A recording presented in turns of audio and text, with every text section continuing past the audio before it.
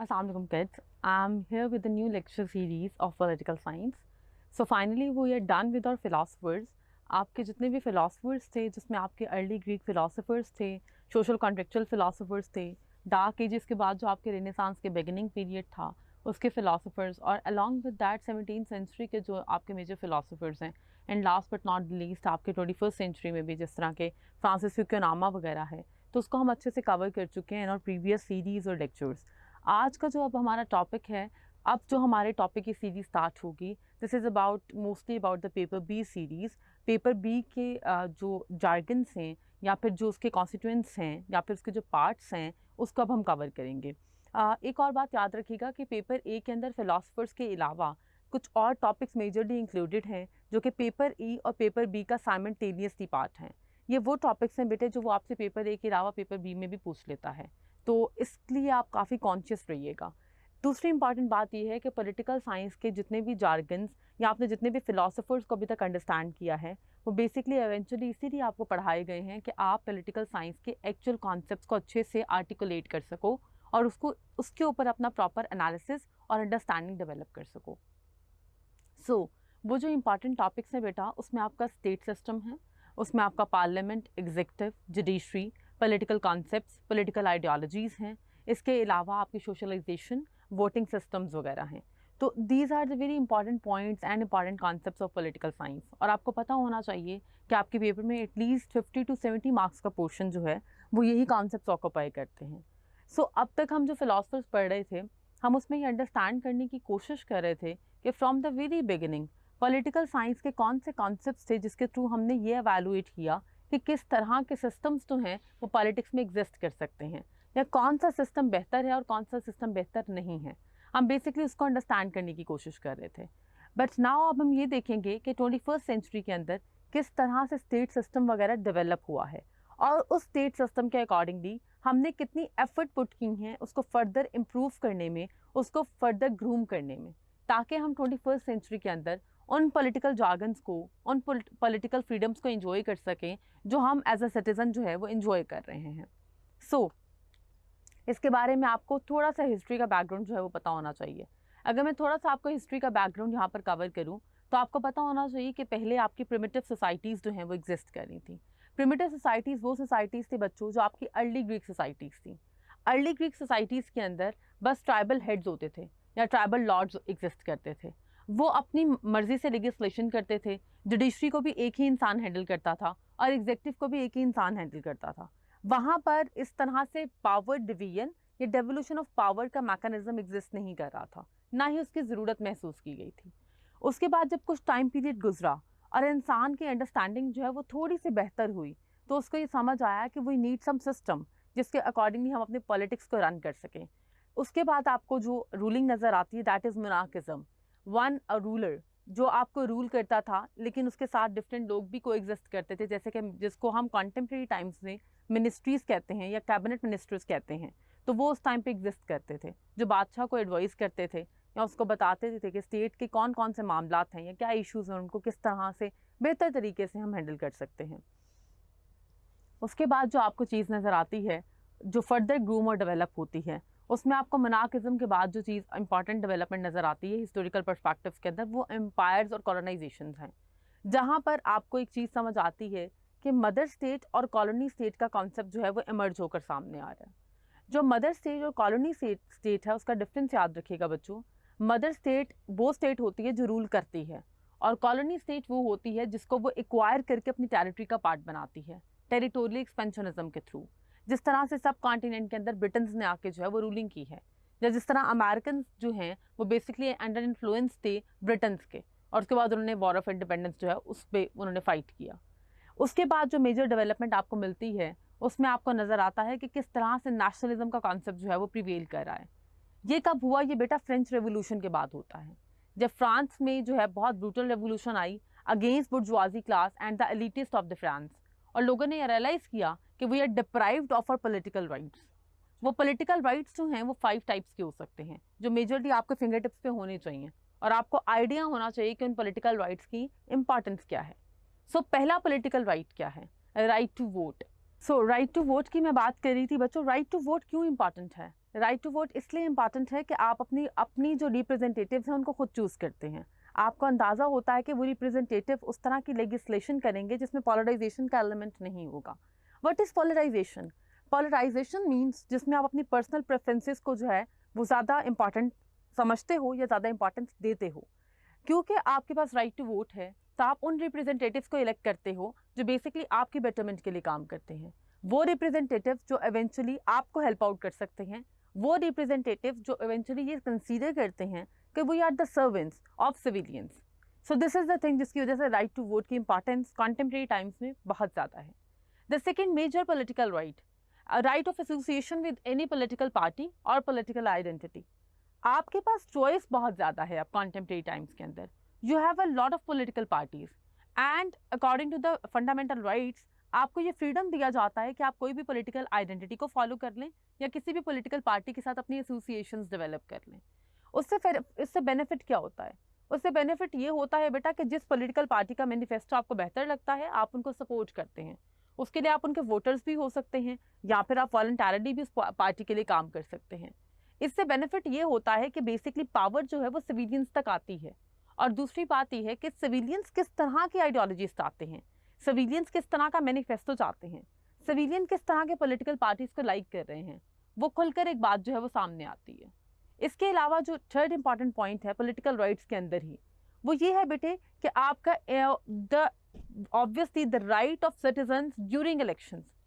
एक सिटीजनशिप के या एक सिटीजन के क्या क्या राइट्स हैं?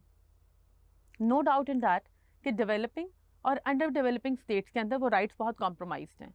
लेकिन अगर मैं अमेरिका की बात करूं या यूरोपीय यूनियन की डेमोक्रेसीज की बात करूं तो आपको ये एहसास होगा और अंदाज़ा भी होगा कि वहाँ पर सिटीजन इवन इलेक्शन कैंपेन्स के लिए पेनी, $1, $500 वो तक जो हैं वो इलेक्शन फंड के लिए, पार्टी फंड के लिए सबमिट कराते हैं। तो this is the importance of citizens. वो इलेक्शन कैंपेन्स में भी सपोर्ट करते हैं अपनी पार्टी को या अपने लीडर को जिसको वो चाहते हैं कि वो रूलिंग में आए। खैर डेवलपिंग और अंडर डेवलपिंग स्टेट्स के अंदर और नैरेटिव्स हैं। यहाँ पर अभी भी इकोनॉमिक जाइंट्स जो हैं वो सपोर्ट करते हैं इलेक्शन कैंपेन्स के लिए, जैसे मलिक रियाज और जहांगीर तरीन जैसे प्रॉक्सीज जो हैं पाकिस्तान में भी एग्जिस्ट कर रही हैं। So there is a difference between developed states and under developing states. तो वहाँ पर सिटीजन्स की ये भी इंपॉर्टेंस है। आपको इलेक्शन कैंपेन के लिए फंड भी सिटीजन प्रोवाइड करेंगे और डेफिनेटली सिटीजन अपनी जेब से पैसा किसी इंसान को जिताने के लिए क्यों देंगे? जब वो ये कंसीडर करेंगे कि येस ये इंसान जब रूलिंग में आएगा तो ये डेफिनेटली वही लेजिस्लेशन करेगा, वही उसी तरह की पॉलिसी मेकिंग करेगा और ये अपनी प्रॉमिसेस को फुलफिल करेगा। So this is the thing. उसके बाद अगर मैं आपको फर्दर एलाबोरेट करूँ तो ये पॉलिटिकल राइट्स वो राइट्स हैं बेटा जो basically modern nation state system के अंडर इस्टेब्लिश किए गए, जिसमें आपको कॉन्स्टिट्यूशनल डेमोक्रेसीज नज़र आती हैं, जिसमें सिटीजन्स के फंडामेंटल राइट्स को सिक्योर करने के साथ साथ फंडामेंटल राइट्स की टाइप्स को बाकायदा डिवाइड किया गया, जिसमें आपके पॉलिटिकल राइट्स सेपरेट हैं, इकोनॉमिक राइट्स सेपरेट हैं, आपके सोशो कल्चरल राइट्स सेपरेट हैं, आपके इंडिविजुअल राइट्स सेपरेट हैं और आपके रिलीजियस राइट्स सेपरेट हैं। और दुनिया की 90% से भी अबव डेमोक्रेसीज में जहाँ पे कॉन्स्टिट्यूशन को फॉलो किया जाता है वहाँ पे इन तमाम राइट्स को श्योरिटी के साथ जो है वो इंश्योर किया जाता है विया जुडिशरी। और ये देखा जाता है कि कम से कम इंसान के फंडामेंटल राइट्स जो हैं उनको स्नप ना किया जाए at any cost. So this is the thing. तो स्टेट सिस्टम के अंदर जो जार्गन्स आपने अंडरस्टैंड करने हैं वो बेसिकली स्टार्ट ही डिबेट होती है फंडामेंटल राइट्स से, आपके फंडामेंटल राइट्स सिक्योर हैं या नहीं। उसके बाद ही आप देखते हो कि एक स्टेट सिस्टम के जो बाकी इंस्टीट्यूशंस हैं वो डेवलप्ड हैं या नहीं, और अगर डेवलप्ड हैं तो उनकी वर्किंग और उनका प्रोसेस क्या है, उनकी फंक्शनिंग क्या है एक स्टेट के अंदर। So these are the important points. I hope आपको लेक्चर का ओवरव्यू समझ आ गया होगा। Let's begin with the slides.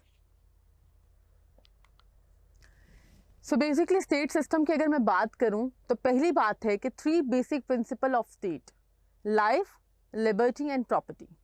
बेटे सबसे इंपॉर्टेंट बात यह है कि एक स्टेट जब डेवलप की गई तो वो किन जार्गन्स पे डेवलप की गई, आपको ये रियलाइजेशन ही क्यों हुई और इस बात को महसूस ही क्यों किया गया, या what was the necessity to make a state.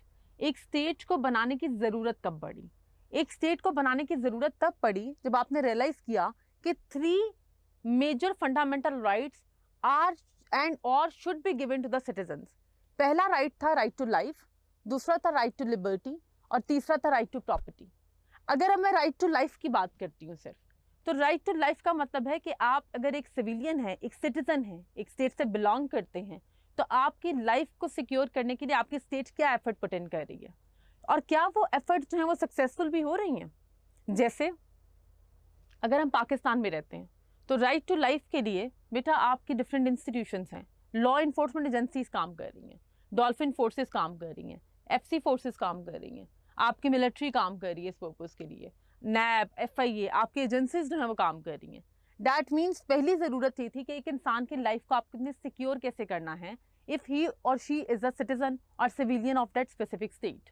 तो राइट टू लाइफ से रियलाइज़ किया गया कि एक स्टेट की ज़रूरत है, एक ऑफिशियल गवर्नमेंटल स्ट्रक्चर की ज़रूरत है जो बेसिकली पावर्स एंड ड्यूटीज़ को डिवाइड करेगा और वो बेसिकली रिस्पॉन्सिबिलिटीज़ को असाइन करेगा ताकि हम सिविलियंस को प्रोटेक्ट कर सकें। अब ये ज़रूरत कैसे महसूस हुई, थोड़ा सा हिस्ट्री में देखते हैं। टेरिटोरियल एक्सपेंशनिज्म के टाइम पर सबसे ज़्यादा जो चीज़ की जाती थी that was bloodshed and deaths. जब आप एक्वायर करते थे किसी की टेरिटरी में या अटैक करते थे तो मैक्सिमम सिविलियंस को ब्लडशेड किया जाता था या उनको ऑब्वियसली मार दिया जाता था विदाउट एनी जस्टिस। किसी तरह का इंसाफ फॉलो नहीं किया जाता था, किसी तरह के जुडिशरी के जो पैरामीटर्स उनको फॉलो नहीं किया जाता था, किसी तरह के रूल्स को फॉलो नहीं किया जाता था। तो basically modern nation state system का जब कॉन्सेप्ट आया तो उसमें रियलाइज किया गया कि राइट टू लाइफ की प्रोटेक्शन होना बहुत ज़रूरी है। सेकेंड इंपॉर्टेंट थिंग, आपको over the period of time different चीज़ों की डेवलपमेंट नज़र आती है। बेसिकली राइट टू लाइफ वगैरह की डिबेट जो स्टार्ट हुई है बेटे ये 1215 में हुई है जब Magna carta the great charter पहली बार आया। ठीक है, उस ग्रेट चार्टर के अंदर life, liberty, property and free and fair trial के राइट्स को जो है वो इंश्योर किया गया। उसके बाद थोड़ी सी डेवलपमेंट अगर आप देखें तो जब रेनेसांस पीरियड कोलैप्स कर रहा है तो उस टाइम पर जो राइज है वो साइंटिफिक रेवोल्यूशंस का है और उस टाइम पर आपको इंग्लिश बिल ऑफ राइट नज़र आता है जो 1989 में दिया गया। और इंग्लिश बिल ऑफ राइट्स के अंदर भी जो पहला राइट इंश्योर किया गया that was right to life, security of life को ही किया गया। और इवेंचुअली जो इसकी फर्दर डेवलपमेंट है वो आपको 19th सेंचुरी में नज़र आती है जब यूएसए कॉन्स्टिट्यूशन के अंदर फर्स्ट 10 अमेंडमेंट्स की जा रही हैं। उन फर्स्ट 10 अमेंडमेंट्स के अंदर भी जो पहला फंडामेंटल राइट है, जो पहला पिक्यूलियर राइट है ह्यूमन बींग्स के लिए या सिविलियंस के लिए, that is right to life. तो over the period of time आपको ये समझ आता है कि 1215 से डिबेट जो है वो स्टार्ट हो चुकी थी कि राइट टू लाइफ की इंपॉर्टेंस क्या है। अगर आप जिंदा ही नहीं हैं, आपको अपनी ज़िंदगी की ही सिक्योरिटी नहीं है तो फिर स्टेट सिस्टम का क्या फ़ायदा है, फिर गवर्नमेंटल स्ट्रक्चर्स तो किसी काम के नहीं हैं। फिर तो यही बात है कि ठीक है आपने पावर मैक्सिमाइजेशन करनी है तो you can live like animals, आप फाइट करें, आप 1-to-1 कन्फ्रंटेशन करें, डजेंट मैटर एट ऑल। तो इसका मतलब है सबसे पहले जो ज़रूरत महसूस की गई वो on the basis of corporation वगैरह की गई और राइट टू लाइफ को सिक्योर करने के लिए की गई। जो सेकेंड मेजर राइट है किसी भी ह्यूमन बीइंग का या किसी भी सिविलियन और सिटीजन का, that is basically liberty. Liberty का मतलब ये है बच्चों आज़ादी। अब आज़ादी जो है उसका मीनिंग फ्रीडम और लिबर्टी में भी खैर डिफरेंस होता है, ये भी याद रखिएगा। फ्रीडम एक ऐसी टर्म है जिसको आप कन्फाइन नहीं कर सकते, जिसको आप इनसर्कल नहीं कर सकते, जिसके कोई स्पेसिफिक मीनिंग्स नहीं है, जिसकी कोई लिमिटेशंस नहीं है। लेकिन at the other way around अगर आप लिबर्टी की बात करें तो liberty is an legal concept. ये लीगल कॉन्सेप्ट है और इसकी लिमिटेशंस भी होती हैं, इसकी बाउंड्रीज भी होती हैं और इसमें आपको स्टेट के लीगल प्रिंसिपल्स को भी फॉलो करना होता है। तो बेसिकली लिबर्टी के अंदर आप किस तरह के लिबर्टी सिविलियंस को प्रोवाइड कर सकते हो, वो अपनी मर्जी का प्रोफेशन ऑक्यूपाई कर लें, उनकी एक रिलीजियस आइडेंटिटी है तो वो उसको फॉलो करें, वो अगर उस रिलीजियस आइडेंटिटी के अकॉर्डिंगली अपने रिचुअल्स को करना चाहते हैं, रिलीजियस रिचुअल्स को, तो वो कर सकते हैं।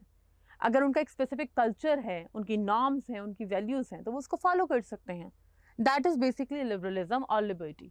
और ये गवर्नमेंट इंश्योर करती है। 90% से भी अबव डेमोक्रेसीज के अंदर जहाँ पर कॉन्टेम्प्रेरी टाइम्स के अंदर बेसिकली ये राइट एग्जिस्ट कर रहा है बच्चों, वहाँ पर लीगल कॉन्सेप्ट्स के accordingly right to choose your own occupation है, right to practice your own religion है, right to practice your own rituals है, right to follow your own culture है, right to follow your own values and traditions and taboos. ये rights आपको provide किए जाते हैं, that's liberalism. लेकिन ये लिबरलिज्म उस तरह का नहीं है कि अगर आप बाउंड्री फ्री होकर उस लिबर्टी को फॉलो करना चाहते हैं तो स्टेट आपको करने देगी, नहीं। अगर आप स्टेट के सिटीजन हैं तो कहीं ना कहीं स्टेट आपके कुछ राइट्स को इंसर्कल करेगी। And again why is that so? ताकि आप किसी दूसरे इंसान की या किसी दूसरे सिविलियन की लाइफ को हिंडर ना करें, उसकी लाइफ में कोई डिस्टर्बेंस क्रिएट ना हो। इसीलिए हमेशा याद रखिएगा फ्रीडम की जगह लिबर्टी का वर्ड यूज किया जाता है। क्योंकि इट्स अ लीगल कॉन्सेप्ट और इसके ऊपर फिर लीगल इम्प्लीकेशंस भी हैं। अगर आप एक सोसाइटी का पार्ट हैं और आप फिर उस लिबरलिज्म के अम्ब्रेला के अंडर जो है वो एक्सेसिव फ्रीडम एक्वायर करने की कोशिश करते हैं और उससे आपकी स्टेट ही एट स्टेक चली जाती है, तो डेफिनेटली स्टेट आपको कहीं ना कहीं इंसर्कल करेगी। इसकी पिक्यूलर और बेस्ट एग्जांपल जो है वो दो तरह के मूवमेंट से मैं आपको बताती हूँ। इंडिया के अंदर अगर खालिस्तान मूवमेंट रन हो रही है जिसको पंजाबी और सिख कम्युनिटी रन कर रही है, तो डेफिनेटली वो आपका राइट ये जरूर है कि आप स्ट्राइक कर सकते हैं, राइट, आप धरना कर सकते हैं, बट आपका राइट ये बिल्कुल भी नहीं है कि आप सेपरेशन डिमांड करके within the state chaos create करें, within the state civil war की सिचुएशन क्रिएट करें। That's something different and that is not tolerable by the society. This is the point, ये है liberty. दूसरी बात, पाकिस्तान के अंदर जैसे पीटीएम पश्तीन तहफ़्फ़ुज़ मूवमेंट चल रहा है और उसके थ्रू वो बलूचिस्तान को सेपरेट करने की ट्राई कर रहे हैं, डेफिनेटली नॉन स्टेट एक्टर्स के थ्रू, तो उस चीज़ को आपकी स्टेट एक्सेप्ट नहीं करती है, उस चीज़ को हमारी स्टेट एक्सेप्टेंस दे ही नहीं सकती, because that something very hindrance, that something very very dangerous for the state. हम ऑलरेडी टॉलरेट कर चुके हैं वेस्ट एंड ईस्ट पाकिस्तान वाली एपिसोड 1971 के अंदर, हम इसके बाद कोई और नई एपिसोड टॉलरेट नहीं कर सकते। So this is the thing. Last but not the least बेटा, property, right to property. Right to property की डिबेट इसलिए बहुत इंपॉर्टेंट है और इसीलिए उसके लिए स्टेट की भी ज़रूरत पड़ी, क्योंकि इसकी डिबेट जो है वो भी बहुत ओल्डेस्ट है। ओल्डर टाइम्स के अंदर सिर्फ और सिर्फ मोनार्क्स के पास या एलिटिस्ट ग्रुप के पास जो है वो प्रॉपर्टी होती थी। कोई भी आपका कॉमन मैन, जिसको आज की ज़बान में या फिर हम लोग टेक्निकल लैंग्वेज के अंदर ले मैन ऑफ सोसाइटी भी कहते हैं, वो कोई भी प्रॉपर्टी एक्वायर नहीं कर सकता था, वो कोई भी प्रॉपर्टी पोजेस नहीं कर सकता था, प्रॉपर्टी राइट्स नहीं थे। इसके ऊपर फिर डेफिनेटली बहुत चेंजेस आए, बहुत से राइट्स के ऊपर डिबेट हुई, बहुत से ह्यूमन राइट्स के जो एडवोकेट्स थे उन्होंने डिबेट की और फाइनली जॉन लॉक के टाइम पे इस चीज़ को इंश्योर किया गया कि प्राइवेट प्रॉपर्टी का जो राइट है वो किसी एक स्पेसिफिक क्लास को नहीं होना चाहिए। अगर आप एक स्टेट के सिटीजन या सिविलियन हैं तो डेफिनेटली वो स्टेट उतना ही आपका जितना बाकियों का है, और अगर आप मेहनत से कुछ अर्न करते हैं और उससे कोई प्रॉपर्टी खरीदते हैं तो डेफिनेटली इट योर्स। ये राइट आपको स्टेट जो है वो आप जब वहाँ पे बोर्न सिटीजन हैं वहाँ के, आप वहाँ के नेटिव हैं, तो ये राइट आपको पैदा होते साथ ही मिल जाता है। तो इस चीज़ को जो है वो over the period of time eradicate किया गया। खैर it led to the extreme form of it, जिससे आपको कैपिटलिज्म का राइज नज़र आता है और फिर आपको कॉन्टेम्प्रेरी टाइम्स के अंदर मल्टीनेशनल कॉर्पोरेशंस और ट्रांसनेशनल कंपनीज नज़र आती हैं, और फिर इसी के रिएक्शन में आपको पूरी की पूरी कम्युनिस्ट फिलॉसफी भी मिलती है, जिसमें वो वर्किंग क्लास के राइट की बात करते हैं, गवर्नमेंट ऑन प्रॉपर्टीज़ की बात करते हैं। तो दिस इज़ द थिंग, पहले ट्राइबल हेड्स जब होते थे तो वो सिर्फ और सिर्फ ट्राइबल हेड की सारी प्रॉपर्टी होती थी। फिर थोड़ा सा टाइम पीरियड गुजरा तो मोनार्क्स आए, बट मोनार्क्स हर चीज़ को ऑन कर सकते थे।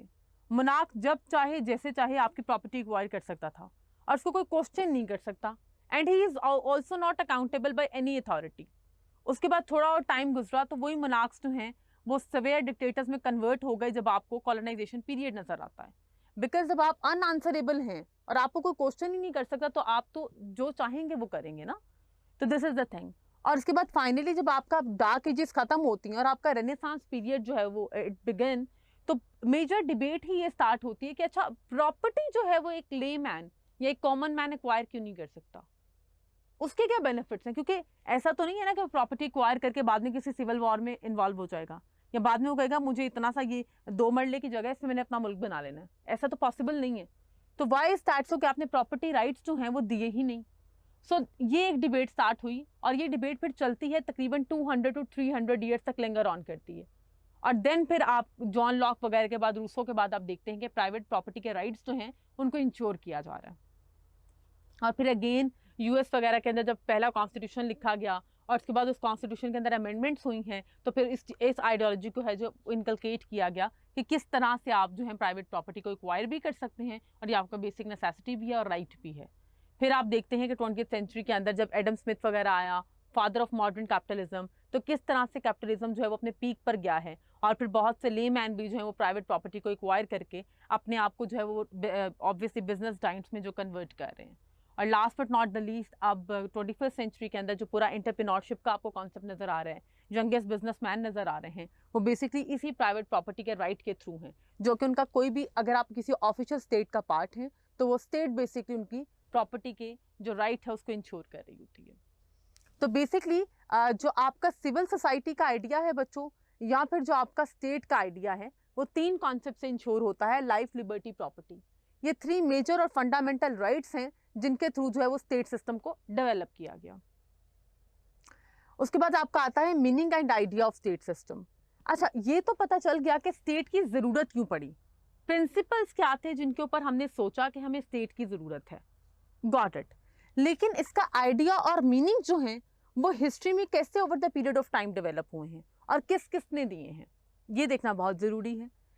इसकी हिस्टोरिकल डेवलपमेंट में या हिस्टोरिकल सिस्टम्स के अंदर जो सबसे पहली एग्जांपल है वो कोट करता है प्लेटो की।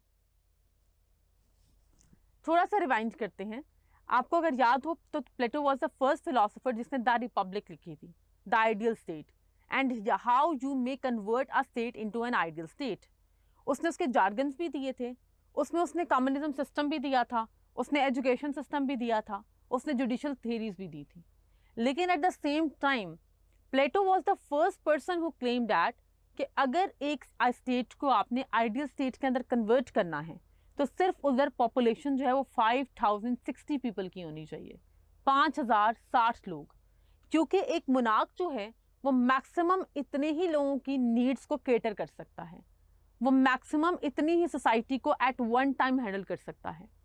जब आपकी पॉपुलेशन बहुत एक्सपैंड कर जाती है तो पॉपुलेशन की नीड्स को मैनेज करना मुश्किल है।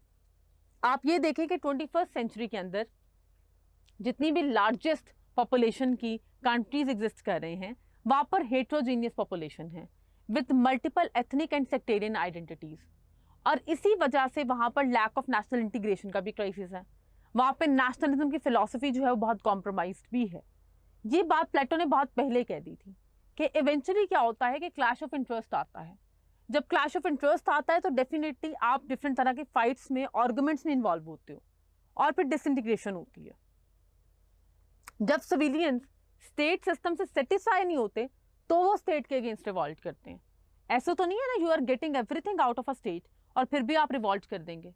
तो यही क्लेम प्लेटो का भी था कि आप बेसिकली किसी स्टेट को भी आइडियल स्टेट में तभी कन्वर्ट कर सकते हैं जब आपकी पॉपुलेशन बहुत ज़्यादा स्क्वीज्ड होगी और आप उन सारे सिविलियंस की जितनी भी राइट्स एंड ड्यूटीज़ हैं वो उनको इंश्योर करके प्रोवाइड कर सकते हैं और उनसे वो काम भी ले सकते हैं जो किसी स्टेट को आइडियल स्टेट में कन्वर्ट करेगी।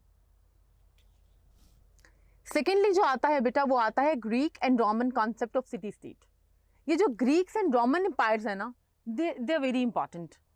आपको एक वर्ड मैं बताऊंगी जो ग्रीक की इंपॉर्टेंस ये है बेटा कि ग्रीक्स में जो एथेंस हैं दे वर द वन जिन्होंने पहली बार प्योर डेमोक्रेटिक आइडियल्स को फॉलो किया, जिन्होंने डेमोक्रेसी के जितने भी रूल्स एंड रेगुलेशंस हैं उनको इम्प्लीमेंट करने की कोशिश की। एथेंस या एथेनियन डेमोक्रेसी के अंदर उन्होंने प्योर डेमोक्रेसी को फॉलो किया क्योंकि उनकी तकरीबन 3 लाख की पॉपुलेशन थी, जिसमें उनके तकरीबन 1.5 लाख मर्द हजरात थे, बाकी जो है स्लेव्स थे और वुमेन थी। वहाँ पर वुमेन को राइट ऑफ सिटीजनशिप दिया ही नहीं जाता था। तो वो जो 1.5 लाख ऑलमोस्ट उनकी पॉपुलेशन मेल पॉपुलेशन थी वो छोटी से छोटी बात पे भी वोटिंग करती थी। इवन अगर ये भी है कि आपने कोई इंफ्रास्ट्रक्चर डेवलपमेंट प्रोजेक्ट करना है तो उसके लिए भी उनकी वोटिंग होती थी। ये बादशाह जो है ये चेंज कर दे पॉलिसी के अंदर या नहीं, इसके लिए भी वो सब वोट करते थे और वो ये देखते थे कि मैक्सिमम वोटिंग जो है 70% से अबव किस चीज़ को मिली है, येस और नो, उसी के अकॉर्डिंगली फिर पॉलिसी बिल्डअप की जाती थी। और ग्रीक्स की इन्हीं एथेनियन डेमोक्रेसीज की वजह से हमने फिर फर्दर 21st सेंचुरी या 20th सेंचुरी के अंदर डेमोक्रेसी के प्रिंसिपल्स को अडॉप्ट करके अप्लाई करने की कोशिश की है विया इलेक्शन कमीशंस। इलेक्शंस होते हैं हेल्ड, उसमें ये देखा जाता है कि ऑब्वियसली मेजॉरिटी वोट्स किसको मिले हैं और वही पार्टी जो है वो रूलिंग में आती है। सेकेंड इज रोमन कंसेप्ट क्या था, रोमन रिपब्लिक। बेसिकली ये रोमन्स ने जो है वो रिपब्लिक की टर्म जो है वो इंट्रोड्यूस करवाई थी। And now what Republic means, री and public, that means public he again and again अपने रिप्रेजेंटेटिव को इलेक्ट कर सकती है। ये बेसिक राइट सिर्फ पब्लिक के पास होगा और पब्लिक जो है वो रिजेक्ट भी कर सकती है, वो सिलेक्ट भी कर सकती है और जो भी आपका रूलर होगा वो बेसिकली पब्लिक में से ही होगा, आपके नेटिव्स में से ही होगा।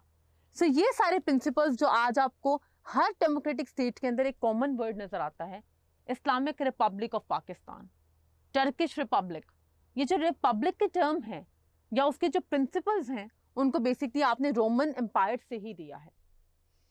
देन रोमन का जो कॉन्सेप्ट है of city state that is very important. And why it is important, क्योंकि रोमन्स ने ये कॉन्सेप्ट दिया था कि आप एक स्टेट को जो है ना वो डिफरेंट सब्स्टिट्यूट्स के अंदर डिवाइड कर दो। दैट मीन्स अगर आपकी इतनी टेरिटरी है तो आप उस टेरिटरी को 12 में टेरिटरीज के अंदर डिवाइड कर दो, स्मॉलर पार्ट्स के अंदर, और फिर हर टेरिटरी के अंदर अपना अपना रूलर एग्जिस्ट करे, और वो रूलर जो है वो अपने सिटीजन्स की नीड्स को भी सेटिस्फाई करे, और उन सिटीजन्स की नीड को सेटिस्फाई करने के साथ साथ वो इंश्योर करे कि वो बेसिकली हर तरह की वर्किंग से सेटिस्फाइड है गवर्नमेंट की या गवर्नमेंटल स्ट्रक्चर्स की। यही वो सिस्टम है बेटा जिसको हम 21st सेंचुरी में कहते हैं जी local body system. Local body system जो है वो इंश्योर करती है डेवोल्यूशन ऑफ पावर को, क्योंकि सबसे पहले तो आपका प्रेसिडेंट है ना, हेड ऑफ द स्टेट, फिर आपका प्राइम मिनिस्टर है, फिर आपके प्राइम मिनिस्टर की एग्जेक्टिव आती है जिसमें आपके कैबिनेट मिनिस्टर्स उसका पार्ट होते हैं, फिर आपकी प्रोविंशियल असेंबलीज आती हैं जिनका हेड या फिर हर प्रोविंस का जो हेड है वो चीफ मिनिस्टर होता है, सीएम जिसको बोलते हैं, और उसके नीचे एमपीएस और एमएनएज होते हैं। एमपीएस और एमएनएज जो है वो बिगर एरिया के होते हैं, ठीक है, और उनके नीचे कौन आता है, चेयरमैन, नाजिम, तहसील हेड्स वगैरह। ये है लोकल बॉडी सिस्टम कि आपने डेवोल्यूशन ऑफ पावर को इंश्योर किया from upper to lower, top to bottom तक जो है वो आप पावर को डिवाइड करके लेकर आ रहे हो। दैट मीन्स कि क्योंकि हर मसला जो है वो पीएम नहीं हल कर सकता और हर मसला कैबिनेट मिनिस्टर भी हल नहीं कर सकता, तो फिर पब्लिक के जितने भी इश्यूज हैं उनको एड्रेस कौन करेगा। That means devolution of power. आपने एक एरिया को भी मल्टीपल पार्ट्स में डिवाइड कर दिया। जैसे लाहौर में कॉन्स्टिट्यूएंसीज हैं बहुत ज़्यादा, पॉपुलेशन ज़्यादा है क्योंकि, और एक स्पेसिफिक एरिया जिसमें आप समझ लें हार्डली 12 to 15 स्ट्रीट्स आती हैं सिर्फ, उन 12 to 15 स्ट्रीट्स का भी ना नाजिम होता है, अपना चेयरमैन होता है। वो बेसिकली देखते हैं कि हमारे एरिया के क्या इश्यूज हैं, उसमें सैनिटेशन के इश्यूज आ जाते हैं, वाटर अवेलेबिलिटी के आ जाते हैं, रोड्स के आ जाते हैं, कंस्ट्रक्शन के इश्यूज आ जाते हैं, उसमें बेसिक नेसेसिटीज गवर्नमेंट स्कूल्स के इश्यूज आ जाते हैं, उसमें आपकी जो प्राइमरी नीड्स हैं, हेल्थ केयर सेक्टर वगैरह, टर्शरी केयर सेंटर वगैरह वहाँ पे एग्जिस्ट कर रहे हैं या नहीं, तो ये बहुत बेसिक नीड वो देखते हैं, वो केटर करते हैं उस स्पेसिफिक एरिया की। वो उन तमाम तर इश्यूज को एमपीए तक पहुंचाते हैं जो होता है मेंबर ऑफ प्रोविंशियल असेंबली, और वो फिर national assembly, member of national assembly, और अल्टीमेटली वो बात सीएम तक जाती है, और फिर वो जो है वो स्पेसिफिक बजट जो है वो उसको रिलीज करता है और वो चेयरमैन तक आता है, और फिर वही बजट जो है वो इन्वेस्ट किया जाता है जो पब्लिक की, उस एरिया की पब्लिक की नीड्स हैं, ताकि हर एरिया की पब्लिक की जो जो नीड्स हैं, जो जो प्रॉब्लम्स हैं उनको केटर किया जा सके। सो दिस इज द थिंग। और रोमन और ग्रीक ने बेसिकली एरिस्टोटल के कॉन्सेप्ट को फॉलो किया था। एरिस्टोटल कहता था जो पॉपुलेशन है वो 1 मिलियन से ज्यादा की नहीं होनी चाहिए, क्योंकि प्लेटो ने कहा 5060, that was a very very lowest figure. इससे तो पता नहीं कितनी मल्टीपल स्टेट्स आपको बनानी पड़ेंगी, और क्योंकि उस टाइम पे पॉपुलेशन एक्सप्लोजन नहीं है, तो एरिस्टोटल का कहना ये था कि 1 लाख की पॉपुलेशन को आप मैनेज कर सकते हो, लेकिन हाँ इससे एक्सीड नहीं करनी चाहिए, क्योंकि अगर इससे एक्सीड करेगी तो अगेन वही प्रॉब्लम्स होंगे कि सिटीजन्स जो है वो सेटिस्फाई नहीं होंगे वर्किंग से, वही रिवॉल्ट होगा, सिविल क्रियास क्रिएट होगा, वॉर्स होंगी, conflict of and clash of interest आएगा। तो basically Greek and Roman empires के अंदर जो एरिस्टोटल का कॉन्सेप्ट है उसको फॉलो किया गया, और कॉन्टेम्प्रेरी टाइम्स में आप बताओगे कि सिटी स्टेट के ऊपर ही हमारे लोकल बॉडी सिस्टम को इंश्योर किया गया है। आपके इलेक्शन कमीशंस हैं, आपके ऑब्वियसली जनरल इलेक्शंस हैं, उसमें तो ठीक है आपके एमपीज एमएनएज बन रहे हैं, पीएम वहाँ से आ रहा है, प्राइम मिनिस्टर वगैरह, लेकिन what about the smallest areas, what about the needs of the remote areas, what about the needs of a very very smallest and minute population in the city, उनको कौन manage करेगा, क्योंकि हर तरह की population तो नहीं पहुंच सकती ना डायरेक्ट बादशाह तक या पीएम तक। तो दिस इज द थिंग जिसकी वजह से डेमोक्रेसी को आप आज उसके एक्चुअल सेंस में, उसकी आइडियल सेंस में इंजॉय कर रहे हैं, और ये कॉन्सेप्ट जो है वो बेसिकली एरिस्टोटल ने दिया था, और फिर इसको ग्रीक एंड रोमन एम्पायर्स के अंदर जो है वो इनकलकेट किया गया था। उसके बाद जो थर्ड मेजर कॉन्सेप्ट इमर्ज करता है हिस्टोरिकल डेवलपमेंट के अंदर, that is the concept of empires and kingdoms. अब एम्पायर्स एंड किंगडम्स का जो कॉन्सेप्ट है बच्चों, वो बेसिकली ये है कि जो बिगर एम्पायर्स एग्जिस्ट करती हैं, जैसे कि ऑटोमन एम्पायर, ठीक है, वही कॉन्सेप्ट जो मैंने बिगिनिंग ऑफ द लेक्चर में दिया था कि एक मदर स्टेट होती है और फिर एक कॉलोनी स्टेट होती है। जो मदर स्टेट होती है वो basically obviously mother of all, मतलब वो हेड करती है, जिस तरह आपके कॉन्टेम्प्रेरी टाइम्स के अंदर फेडरल का या सेंटर का कॉन्सेप्ट है कि सेंटर मेजरली आपकी मिलिट्री को, आपकी फॉरेन पॉलिसी को मैनेज करता है, और हर प्रोविंस जो है वो एक स्पेसिफिक शेयर जो है वो सेंटर को देता है, और फिर सेंटर जो है वहाँ से फंड्स रिलीज करता है ऑब्वियसली प्रोविंसेस के लिए, अगर कोई इमरजेंसी है या कोई इमरजेंसी नीड है या फिर प्रोविंसेस की अगर कोई ज़रूरत है। उस टाइम पर होता ये था कि एक बिगर एम्पायर जो है वो टेरिटोरियल एक्सपेंशनिज्म करती थी। टेरिटोरियल एक्सपेंशनिज्म के थ्रू वो टेरिटरी को एक्वायर करते थे।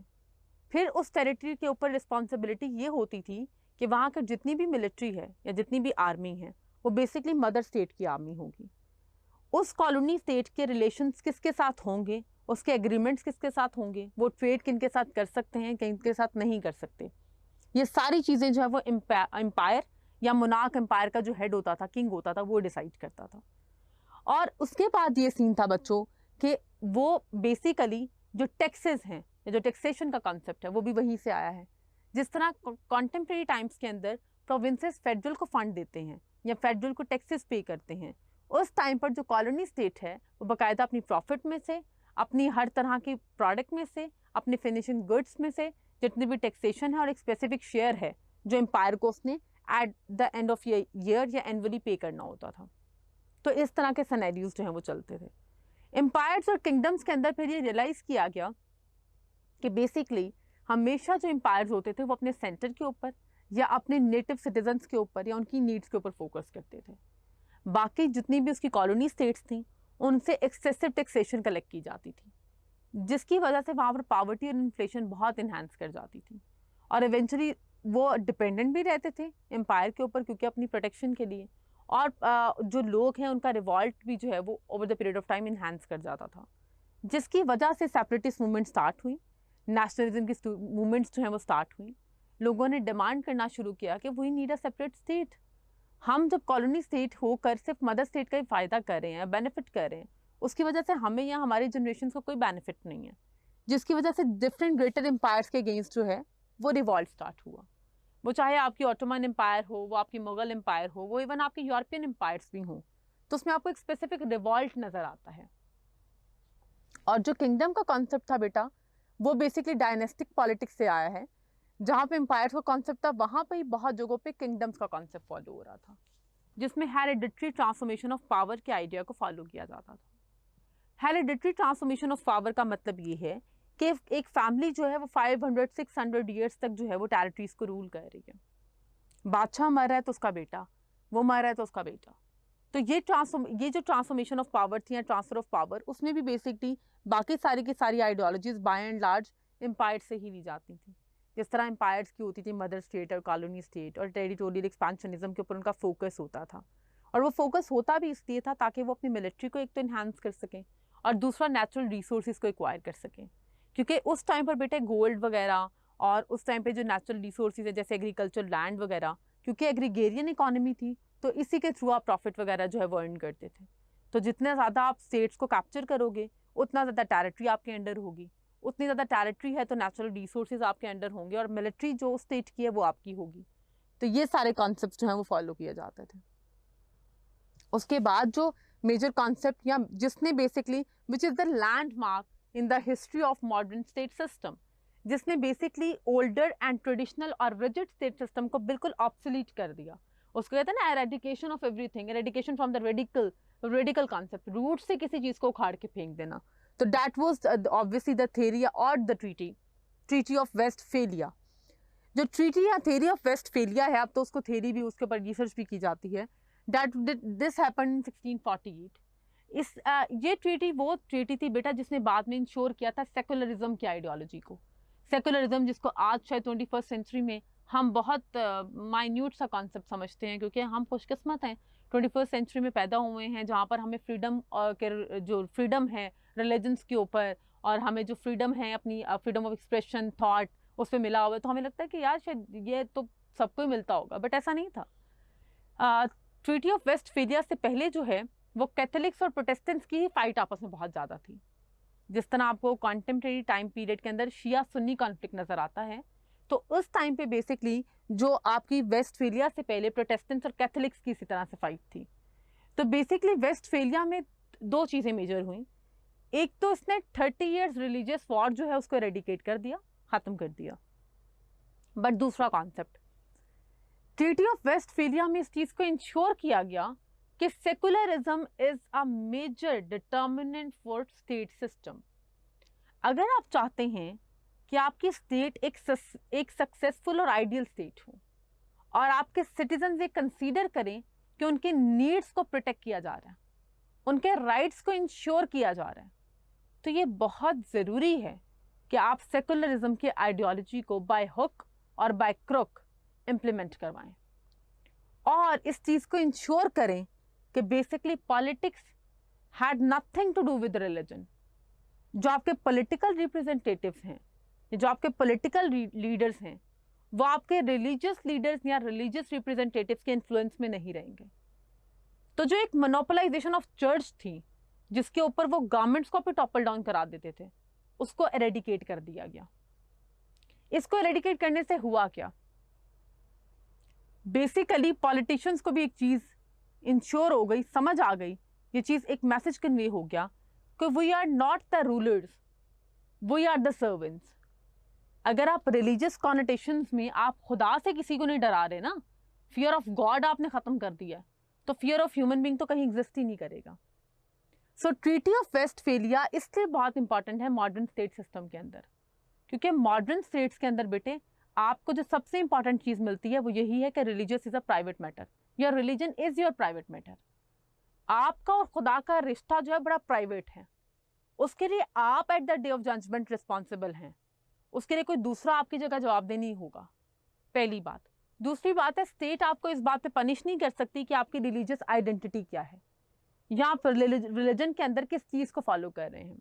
हाँ, स्टेट आपको ऑब्वियसली अगर आप अपने लिबरलिज्म को मिसयूज करते हो, आप कोई लॉ बाईपास करते हो, आप किसी तरह का लीगल एक्ट इस तरह का करते हो जिसके ऊपर पनिशमेंट इंश्योर की हुई है, स्टेट उस पर एक्शन ले सकती है, लेकिन आपकी मोरालिटीज, एथिक्स और रिलीजन के ऊपर किसी तरह का एक्शन आपके अगेंस्ट नहीं लिया जाएगा। और फिर ये भी इंश्योर किया गया कि मॉडर्न स्टेट्स के अंदर इस चीज़ को इंश्योर किया जाएगा कि जो एक पर्सन है और जो उसकी रिलीजियस आइडेंटिटी है वो भी इसका प्राइवेट मैटर होगा। और इसी की वजह से कॉन्टेम्प्रेरी टाइम्स में हेट्रोजीनियस पॉपुलेशन एक साथ एग्जिस्ट कर रही है। आपको कहते हैं ना इंटरफेथ और इंट्राफेथ हार्मनी वाला कॉन्सेप्ट, वो बेसिकली फिर इसी आइडिया से जो है फर्दर इंश्योर किया गया, जिसमें बेसिकली ये इंश्योर किया गया कि सिर्फ और सिर्फ एक स्टेट के लिए ज़रूरी है कि एक टेरिटरी हो उसकी, जिस टेरिटरी के अकॉर्डिंगली वो स्टेट ये क्लेम कर सके, दिस इज़ माई टेरिटरी या I belong to this territory. और उस स्टेट के अंदर जब वो ये इंश्योर करे कि ये टेरिटरी मेरी है, तो उस टेरिटरी के अंदर जितने भी लोग एग्जिस्ट करें, चाहे उनकी रिलीजियस आइडेंटिटी कुछ भी हो, चाहे उनकी एथनिक आइडेंटिटी कुछ भी हो, बट इवेंचुअली उनकी जो सबसे इंपॉर्टेंट आइडेंटिटी है वो ये हो कि वो उस मॉडर्न स्टेट का पार्ट है, वो उस मॉडर्न स्टेट के सिविलियंस हैं। तो इस चीज़ को जो है वो इंश्योर किया गया था। और उसके बाद जो है आप ये देखेंगे 1648 के बाद किसी को भी रिलीजियस पनिशमेंट्स नहीं मिलती, एंड देन आपको 17th सेंचुरी के अंदर जो है वो कॉल मार्क्स वगैरह का और डिफरेंट आइडियोलॉजीज का राइज नजर आता है, और फाइनली आपको फर्स्ट कॉन्स्टिट्यूशन ऑफ अमेरिका भी तभी मिलता है। सो दिस इज द थिंग जिसकी वजह से वेस्टफेलिया की बहुत इंपॉर्टेंस जो है वो मॉडर्न स्टेट सिस्टम के अंदर कंसीडर की जाती है कि दिस इज वेरी इंपॉर्टेंट। फिर जो बेटा आता है next important landmark in the history regarding state system, that is basically French revolution and emergence of nation state system. French revolution जो थी बेटा वो फ्रांस में 1789 के अंदर रिवॉल्ट हुआ था against the elite and bourgeoisie class. उस रिवोल्ट के अंदर, फ्रेंच रेवोल्यूशन के अंदर, इस चीज़ को इंश्योर किया गया था कि जो एलिटिस्ट हैं वो एक्सेसिव टैक्सेशन कलेक्ट नहीं कर सकते, जो एलिटिस्ट हैं वो बेसिकली पुअर क्लास के राइट्स को जो है वो फर्दर एक्सप्लॉइट नहीं कर सकते। इसके रीजंस क्या थे फ्रेंच रेवोल्यूशन की? रीजंस यही थी बेटा कि जो पुअर क्लास थी, जो एग्रीकल्चर के वो पीजेंट्स और फार्मर्स काम करने वाले होते हैं, उन्हीं से टैक्स कलेक्ट किया जाता था, उनको प्रॉपर्टी राइट्स नहीं दिए जाते थे, उनको इंश्योर किया जाता था कि वो इतना स्पेसिफिक जो है अमाउंट ऑफ सॉल्ट वगैरह जो है वो एनुअली बाय करेंगे। इसके अलावा उनके ऊपर इन टैक्सेस के अलावा भी कुछ टैक्सेस लगाए जाते थे हेल्थ केयर वगैरह के पर्सपेक्टिव में, जिसकी वजह से जो ले मैन है या जो पुअर क्लास है उनका जो सर्वाइवल है वो ही मुश्किल हो गया था। तो इवेंचुअली कहा यह जाता है, जो कि हिस्ट्री में लिखा हुआ है, कि तकरीबन 10 लाख लोगों का जो है वो मर्डर किया गया था और पुअर क्लास ने किया था। और उसके बाद फाइनली जो है वो नेशन स्टेट सिस्टम का राइज हुआ है, क्योंकि जो आपकी नेशन स्टेट सिस्टम है ना, उसमें एक चीज़ बहुत इंपॉर्टेंट है, that is the equality principle. Equality principle for all citizens. आप अगर एक कंट्री के अंदर पैदा हो गए हैं then you have all the right, और कोई वो राइट्स आपसे नहीं ले सकता, बिकॉज वो राइट एक लीगल कॉन्सेप्ट के थ्रू, सिटीजनशिप का जो लीगल स्टेटस है ना, या नेशनैलिटी का जो लीगल कॉन्सेप्ट है उसके थ्रू आपको मिल रहे हैं, वो कोई भी आपसे नहीं ले सकता। तो बेसिकली फ्रेंच रेवोल्यूशन ने इंश्योर किया था नेशन स्टेट सिस्टम को, जिसमें एक स्टेट और एक गवर्नमेंटल स्ट्रक्चर जो है वो बेसिकली इसलिए एग्जिस्ट नहीं करेगा कि वो एलीट को बेनिफिट करे, बुर्जुआजी क्लास को, बल्कि इसलिए एग्जिस्ट करेगा कि वो बेसिकली इक्वालिटी प्रिंसिपल को इंश्योर करे, वो बेसिकली रूल ऑफ लॉ को इंश्योर करे। रूल ऑफ लॉ का मतलब क्या है कि जस्टिस जो सबके लिए इक्वल हो and it should be delivered to all. इसके अलावा लिविंग स्टैंडर्ड्स के ऊपर फोकस किया गया कि लिविंग स्टैंडर्ड्स को नेशन स्टेट सिस्टम किस तरह से इंप्रूव करेगा। फिर लॉ एंड इन्फोर्समेंट एजेंसीज के इंस्टीट्यूशंस बनाए गए ताकि आप पूरी की पूरी सोसाइटी को और स्टेट को और सिटीजन्स को प्रोटेक्ट कर सकें। इसके अलावा आपके पॉलिसी मेकिंग के इंस्टीट्यूशंस को इंश्योर किया गया ताकि वो according to the needs of the citizen जो है वो काम कर सकें, उनको पता हो कि नीड्स क्या हैं कॉन्टेम्परेरी टाइम्स में, और इन नीड्स के अकॉर्डिंगली काम किस तरह से करना है। तो ये सारी की सारी चीज़ें जो हैं वो बेसिकली नेशन स्टेट सिस्टम में इनकलकेट की गई, जिनको आज हम 21st सेंचुरी में फिर एंजॉय कर रहे हैं। देन आपका जो नेक्स्ट इंपॉर्टेंट लैंडमार्क है in the history, that is बेटा soon after the French revolution, जिसकी बिगिनिंग तो हो चुकी थी लेकिन definitely it wasn't at its peak. तो वो जो अपनी पीक पर पहुंचा है वो इंडस्ट्रियल रेवोल्यूशन के थ्रू पहुंचा है। एंड व्हाट इज दिस, इसकी क्या इंपॉर्टेंस है? इंडस्ट्रियल रेवोल्यूशन ने बेटा बेसिकली इंश्योर किया था there should be no slavery at all. जो स्लेवरी के आइडियाज हैं उनको एरेडिकेट कर दिया गया था, और जो स्लेवरी के आइडियाज को आपने एरेडिकेट किया है उससे हुआ क्या, आपकी पूरी की पूरी एक वर्कर क्लास जो है वो इमर्ज होकर सामने आई है। और वो वर्कर क्लास जो है बेटे उसके पास राइट है वेजेस का, वो उन्हीं राइट्स को आपने बाद में जब पीक पर लेकर गए हैं तो आपने इंश्योर किया है कि अगर कोई इंसान 1 घंटा काम कर रहा है तो उसकी $4.5 वेज होगी, इररिस्पेक्टिव ऑफ द नीड और नेचर ऑफ द वर्क। उसके पर्सपेक्टिव में नहीं उसको देंगे आप, फिर भी ये स्पेसिफिक अमाउंट पे करेंगे। फिर इंडस्ट्रियल रेवोल्यूशन के अंदर जो एक कॉन्सेप्ट है जिसमें कैपिटलिज्म या कैपिटलिस्ट या बॉसेस का कॉन्सेप्ट इमर्ज हुआ है, उसमें जो मास्टर्स का एक रिलेशन था, एक फ्यूडल लॉर्ड्स का, उसने उस चीज़ को एरेडिकेट करने की कोशिश की है। नो डाउट इन दैट कि 21st सेंचुरी में जो कैपिटलिस्ट है वो अपने आप को खैर बॉस नहीं, वो अपने आप को डिवाइन गॉड ही कंसीडर कर रहा है।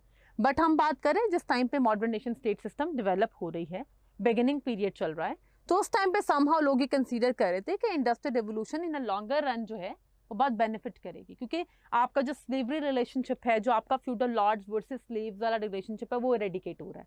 और उनको लगा कि इस रिलेशनशिप की नेचर अब कन्वर्ट हो रही है boss versus workers, employer versus employers, तो वो that was a different concept. But obviously उसको बाद में उस तरह से केटर नहीं किया जा सका। जो कैपिटलिस्ट थे, जो आपके इकोनॉमिक जॉइंट्स थे, उनकी पावर्स को बड़ा अनब्रिडल्ड रखा गया, बेलगाम घोड़े की जिस तरह होती है ना, तो लगाम को खींचा नहीं जाएगा तो डेफिनेटली वो एक्सेसिव राइट्स को एंजॉय करेंगे। So this is the thing. Last जो मेजर आपको उसके बाद इस स्लाइड का जो पॉइंट है, that is League of Nations in 1919। That was the first major international organisation. इस इंटरनेशनल ऑर्गेनाइजेशन के थ्रू जिन चीज़ों को इंश्योर किया गया वो आपको पता ही है बेटा कि नेशंस जो हैं, अब मॉडर्न नेशन स्टेट सिस्टम का कॉन्सेप्ट आ चुका है, बट द फैक्ट इज कि आप वॉर्स को कंट्रोल कैसे करेंगे, आप डिस्ट्रक्शंस को, 1-to-1 फाइट्स को किस तरह से कंट्रोल करेंगे, ताकि फाइनली जो है मॉडर्न नेशन स्टेट सिस्टम के अंदर हर नेशन जब एक सिक्योरिटी के साथ रह सके और फिर हर नेशन दूसरी नेशन के साथ कोऑपरेट करके इमर्ज कर सके, इकोनॉमिक, पॉलिटिकल, सोशल डेवलपमेंट्स कर सके। तो इस चीज़ को पहली बार जो हमने देखा, जो पहली इंटरनेशनल ऑर्गेनाइजेशन एग्जिस्टेंस में आई, that was League of Nations in 1919। और लीग ऑफ नेशंस के अंदर बाकायदा आपको फिर इंटरनेशनल जस्टिस सिस्टम भी मिलता है, उसमें इंश्योर किया जाता है there should be no wars, क्योंकि ये बेसिकली वर्ल्ड वॉर 1 के एंड पर जो है वो बनी। वर्ल्ड वॉर 1 जैसे ही ख़त्म हुई उसके बाद ये आपको सिस्टम नज़र आया लीग ऑफ नेशंस का, और उसमें इंश्योर किया गया कि वॉर्स नहीं होंगी, there should be no destructions, territorial expansionism नहीं किया जाएगा, स्टेट्स जो हैं वो एक दूसरे के साथ कोऑपरेट करेंगी, फ्रेंडली इन्वायरमेंट को इंश्योर करने की कोशिश करेंगी, एक दूसरे को इकोनॉमिक असिस्टेंस प्रोवाइड करेंगी, एक दूसरे को टेक्निकल असिस्टेंस प्रोवाइड करेंगी। वो एक अलग बात है कि लीग ऑफ नेशंस का जो पार्ट थी वो बहुत स्ट्रॉन्गर स्टेट्स नहीं थी, बिगर जाइंट्स और बिगर एलिफेंट्स जो हैं वो लीग ऑफ नेशंस का पार्ट नहीं थे, जिसकी वजह से लीग ऑफ नेशंस सर्वाइव नहीं कर सकी एंड इट कोलैप्स्ड, और फिर आपकी पूरी की पूरी वर्ल्ड सेकेंड वर्ल्ड वॉर में भी जाती है। लेकिन हाँ, सून आफ्टर डैट जो है फिर इसकी सक्सेसर जो है वो यूनाइटेड नेशंस है। और उसके बाद फाइनली आपको वर्ल्ड के अंदर वो स्ट्रक्चर्स देखने को मिलते हैं जिनको शायद दुनिया एक्चुअल में एंजॉय भी करना चाहती थी।